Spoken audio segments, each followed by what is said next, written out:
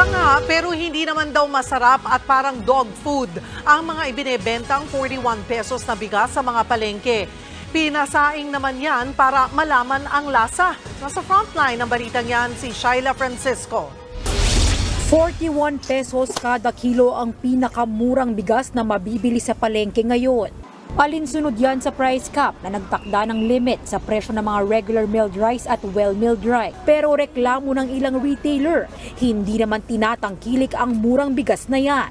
Sa pwestong ito ni Aling Gloria, halos hindi pa nababawasan ang 41 pesos na bigas. Sabi niya, ay, pangit, ganun. Ay, durog, ganun. Hindi masarap, ganun. Dapat siguro yun para mga dog food, ganun. Mabenta pa rin po yung mga magagandang mahal.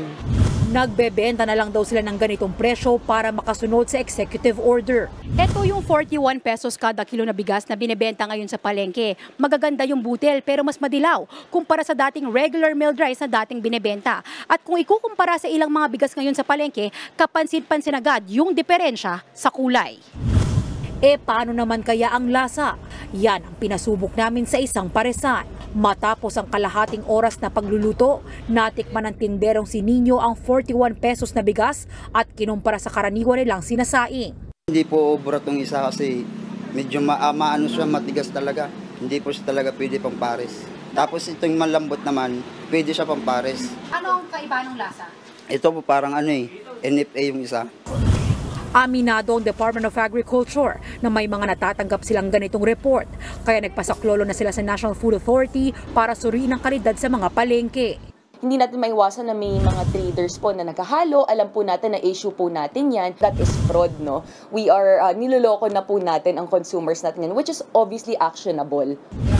Nagpulong na rin ang mga retailer kasamang Department of Trade and Industry para pag-usapan ang mga hinaing nila. Hindi raw nila kakayanin makapagbenta ng bigas ng pangmatagalan kung susunod sa price cap. Sa tansya ng Philippine Rice Industry Stakeholders Movement, 49,000 pesos kada linggo ang malulugi ng kada retailer sa pagsunod sa price cap.